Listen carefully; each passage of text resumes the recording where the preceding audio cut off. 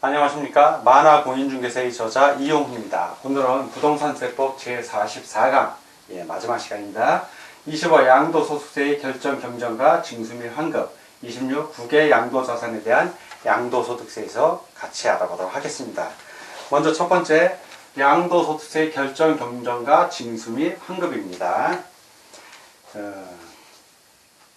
1. 양도소득세의 결정, 경정, 징수, 환급에 있어서 양도소득세 결정, 그 다음에 경정 및 통지입니다. 통지에 대한 걸 먼저 알아보겠습니다. 통지. 첫 번째, 결정. 자, 양도소득세를 이제 결정하는 겁니다. 어떻게 결정하는가? 납세지 관할세무서장 또는 지방국세청장은 예정신고를 하여야 할 자 또는 확정신고를 하여야 할 자가 신고를 하지 아니한 경우에는 해당 거주자의 양도소득 과세표준과 세액을 결정한다. 자, 어떤 경우에 결정하냐? 바로 예정신고를 하여야 할 자, 예정신고를 하여야 할 자 또는 확정신고를 하여야 할 자, 이런 사람들이 하지 않았을 때, 그때 양도소득 과세표준과 세액을 결정한다는 얘기입니다. 자, 두 번째는 경정입니다. 고친다는 얘기죠. 결정한 거를 고치는 겁니다. 납세지 관할세무서장 또는 지방국세청장은 예정신고를 한 자 또는 확정신고를 한 자의 신고 내용에 탈루, 자, 이 경우에는 예정신고, 확정신고를 했는데 탈루가 있거나, 자, 탈루, 빼먹은 거죠. 오류, 잘못 난 거죠. 오류가 난 거니까. 오류가 있는 경우에는 양도소득 과세표준과 세액을 고친다는 얘기입니다. 경정한다. 세 번째는 고친 걸 다시 한번 고치는 거예요. 재경정이라고 합니다. 자, 어떤 경우냐면 납세지 관할세무서장 또는 지방국세청장은 양도소득 과세표준과 세액을 결정 또는 경정한 후, 그 결정 또는 경정에 또다시 탈루, 그리고 오류가 발견된 거예요. 그런 경우는 즉시 이를 다시 경정, 다시 제자입니다. 재경정합니다. 자, 네 번째. 실제 거래가액을 확인할 수 없는 경우. 자, 실제 거래가액을 확인을 못해요. 확인할 수 없는 경우에 결정 또는 경정입니다. 이 경우에는 어떻게 결정하는가? 양도소득 과세표준을 결정 또는 경정함에 있어 양도가액 또는 취득가액을 실제 거래가액에 따라 정하는 경우로서 장부나 그 밖의 증명서류에 의하여 해당 자산의 양도 당시 또는 취득 당시의 실제 거래가액을 인정 또는 확인할 수 없는 경우입니다. 이런 경우에는 양도가액, 그 다음에 양도가액 또는 취득가액을, 이 양도가액 또는 취득가액을 어떻게 결정한다? 매매 사례가액. 자, 두 번째는 감정가액. 세 번째는 환산 취득가액입니다. 또는 마지막 이제 기준시가 등에 따라 추계 조사하여 결정 또는 경정할 수 있다. 그래서 매감 환지는 여러분들이 꼭 암기를 해 주셔야 합니다. 이 순서. 자, 다섯 번째 이제 통지입니다. 통지. 어떻게 통지하는지. 납세지 관할세무서장 또는 지방국세청장이 거주자의 양도소득 과세표준과 세액을 결정 또는 경정한 때에는 이를 그 거주자에게 어떻게 통지한다? 서면이에요. 구두가 아니라 꼭 서면으로 알려야 한다. 이렇게 결정, 경정, 통지 등에 대해서 같이 알아봤습니다. 자, 이번에는 양도소득세의 징수입니다. 양도소득세의 징수. 자, 징수. 첫 번째. 확정신고 시, 확정신고를 했어요. 확정신고 시, 세액을 안 냈다는 얘기죠. 미납세액의 징수. 이건 어떻게 할 것인가? 확정신고 시 이 미납세액은 어떻게 징수한다? 바로 국세징수법.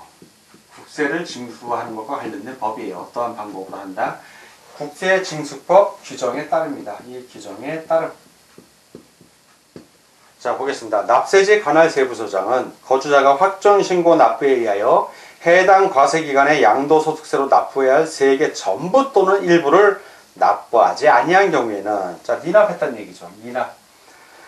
그 미납된 부분의 양도소득세액을 국세징수법 규정에 따라 징수한다. 자, 확정신고의 경우 예정신고는 어떻게 하나? 규정이 있습니다. 예정신고 납부세액의 경우에도 또한 같다.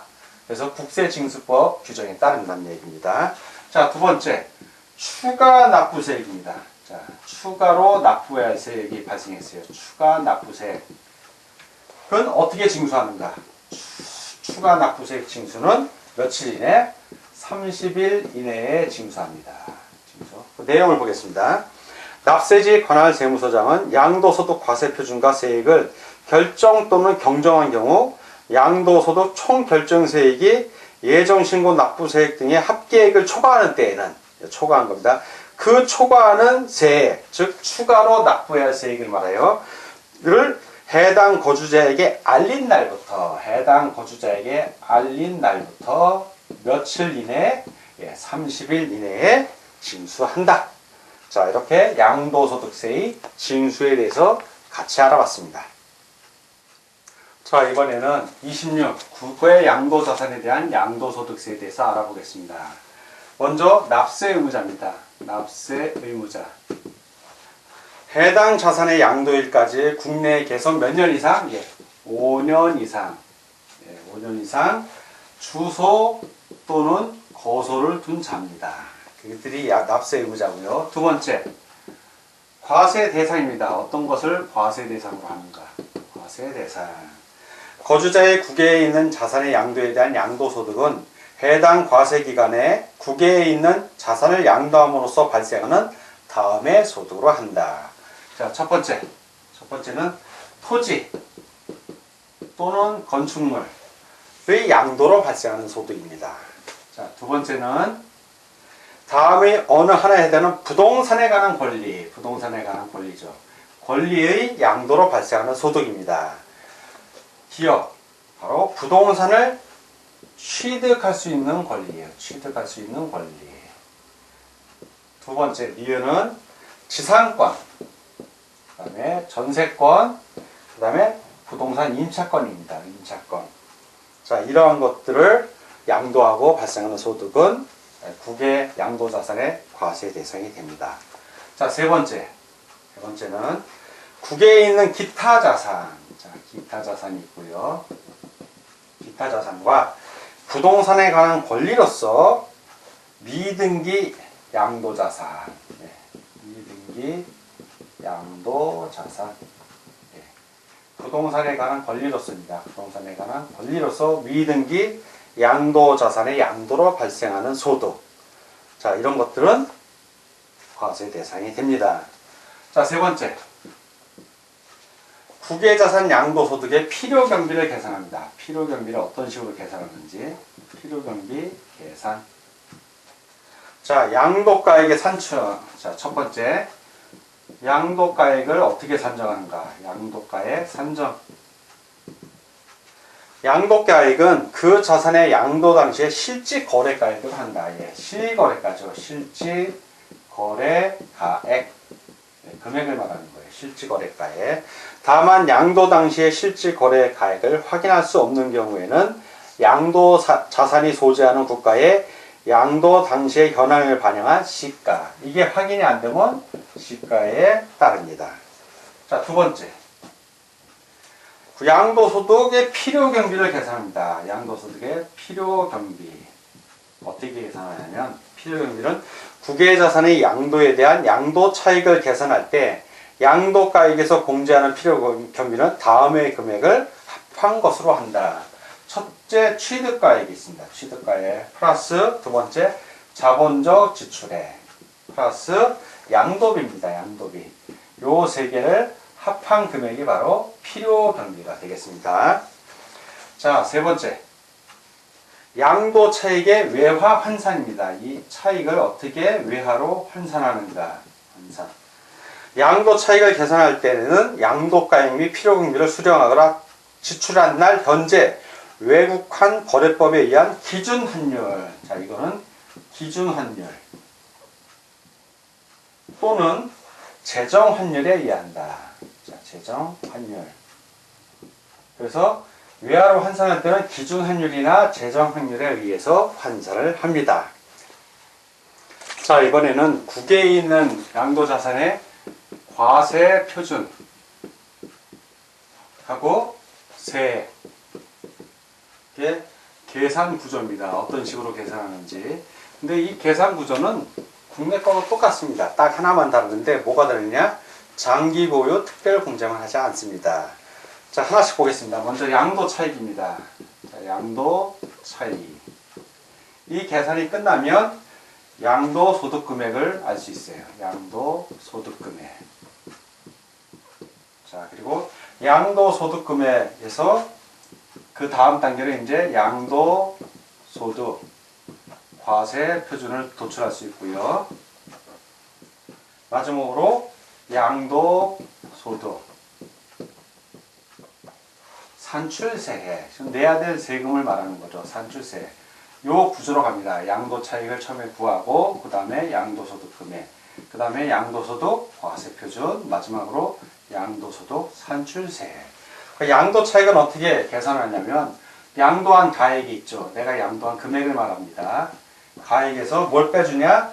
예, 취득가액 빼줍니다. 필요경비액이에요. 또 뭘 빼주냐? 자본적 지출액.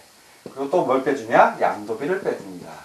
자, 이렇게 양도가액에서 필요경비 빼주면 양도 차익이 나와요.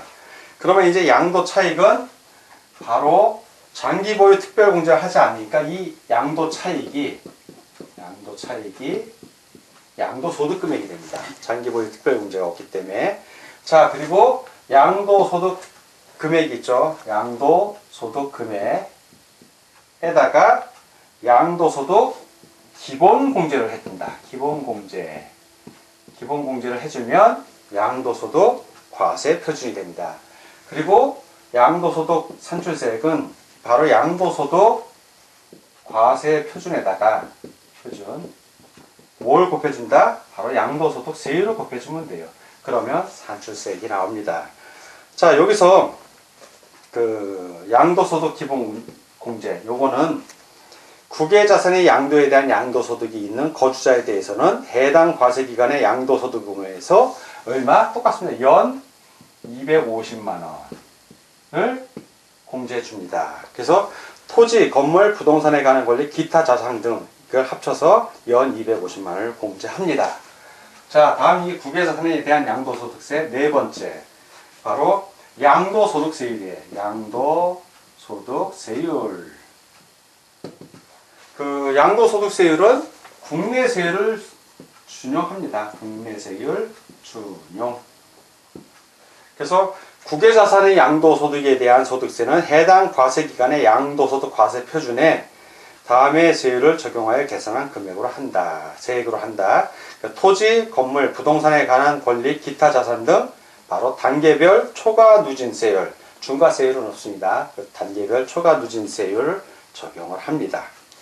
자, 다섯 번째는 외국에서 납부세액을 했어요. 외국에 납부를 했습니다.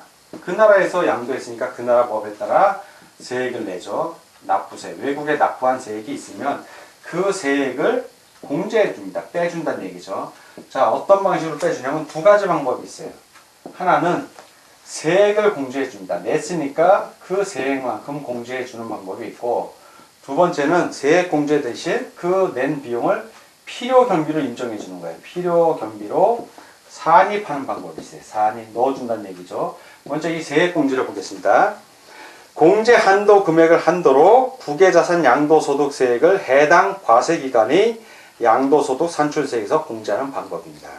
그리고 이제 필요 경비 산입은 국외자산 양도소득에 대하여 납부하였거나 납부할 국외자산 양도소득세액을 해당 과세기간에 필요 경비에 산입하는 방법입니다.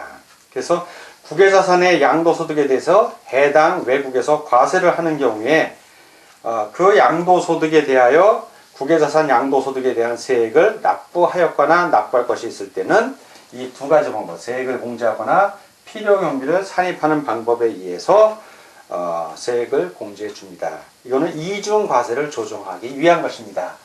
자, 이렇게 오늘은 부동산세법 제44강 시간으로서 세법의 마지막 시간이었습니다. 그동안 여러분들 부동산세법 공부하느라고 수고 많으셨고요. 앞으로도 계속해서 이 강의를 반복해서 공부해 주시면 많은 도움이 될 것입니다. 오늘 공부하느라고 수고 많으셨습니다. 다음 시간은군요. 그동안 공부하느라고 수고 많으셨습니다. 이상 부동산세법 강의를 마치겠습니다. 감사합니다.